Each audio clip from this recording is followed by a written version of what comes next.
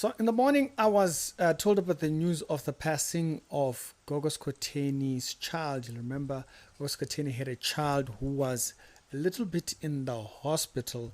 If you remember the child, a couple of pictures that she sent through on her social media, and this would be it. Right? This would be the picture right here that shows that child.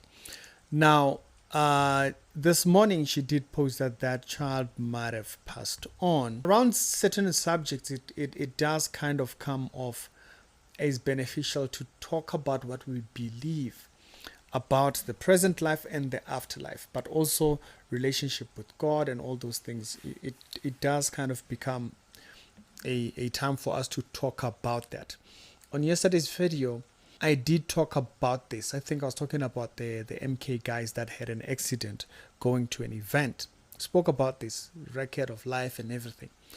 But on this one, on this particular story concerning their child's passing, I thought it would be an interesting conversation for us to have concerning the passing of a child. Being it that it is one of the early church doctrines that got so fast up in the Bible, and I mean, like Augustine's dealing with it, and the Roman Catholic Church, they completely messed it up for a lot of people, and they left a lot of people in such a position of thinking concerning a child's passing, concerning whether they go to heaven or go to hell. And this is a very interesting subject for me particularly. It's a subject that I did spend a little bit of time studying, and today I wanted to give you some of those breakdowns. It's a topic that I haven't heard, and I thought that would be an interesting one because a lot of people can go into error on this topic because it's such a difficult topic to have to deal with. You're dealing with the passing of a child.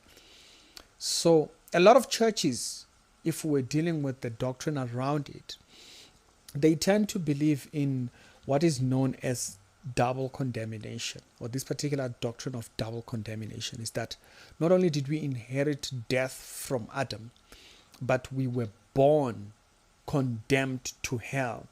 And this particular lane of thinking is what brought the Catholic Church to come to a position where they started baptizing children, because they believed, or they still believe, that baptism is a part of salvation. So a lot of churches tend to believe in this idea. It's called double condemnation. And I think a lot of churches in Africa actually even believe in that doctrine without even knowing what the doctrine is.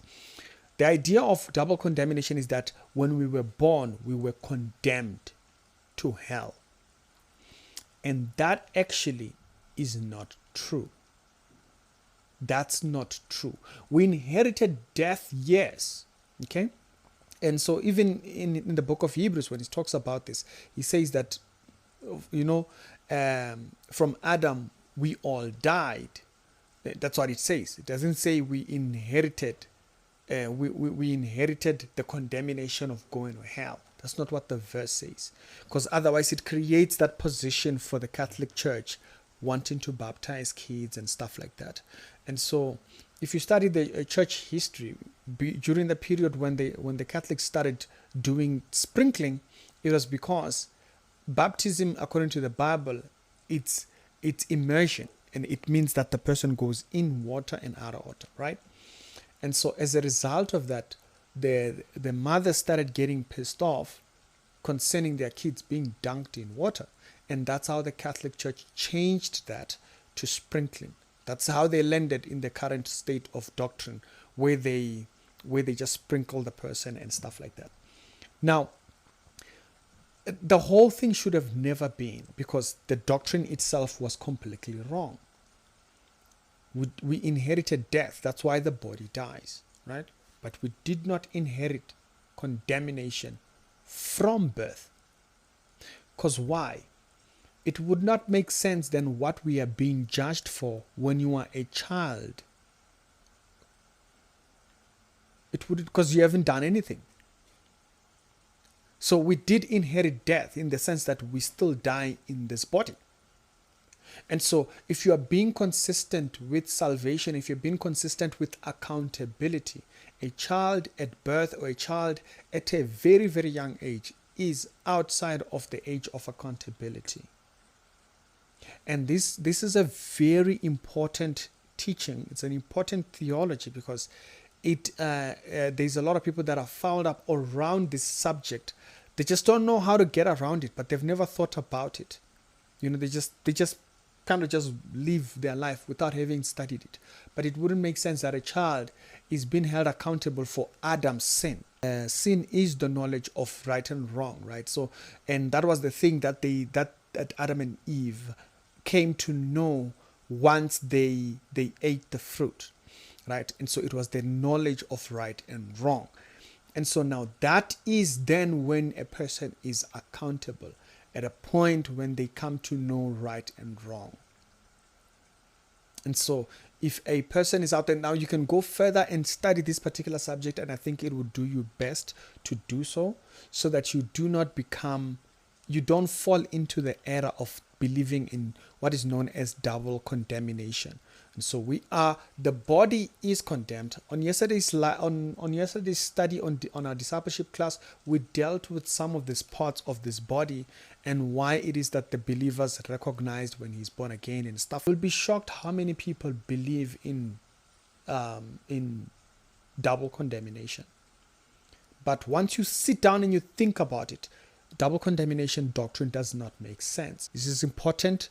It helps strengthen your belief and understanding that the child is in God. So remember, do not hinder the kids, for theirs is the kingdom. And you will remember also he does speak about, after that subject of do not hinder the kids, let them come unto me, he does say, except one has a faith as one of a child, you shall not receive the kingdom. And so what is that again? He's showing again that children are at a state of innocence. There is such a thing.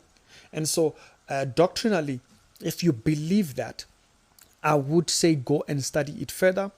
I'm just giving you ideas on some of the points to think about concerning this particular subject. May the soul of the child rest in peace, and also may God help comfort the family. I will come back to this subject again, but on a different subject, on the subject matter of grief. And so I'll probably do that video in about 2 to 3 days or so. I'll come back on this topic of the passing of this child concerning grief. I think it would be an important one for us to then go into that area there. On this one, I wanted to deal with the subject of the child when it comes to the subject of salvation, because a lot of people do struggle in this area and it can torment them in this area. Maybe they had a person who was at the age of unaccountability, a person who had a mental illness or something like that. It just helps to understand how the Bible sees subjects like this. It's the Rich Reality Show. We do daily Christian commentary videos. Other episodes down today, they'll be down in the pinned comments, and I will see you on a later on video. And I hope this video finds you well.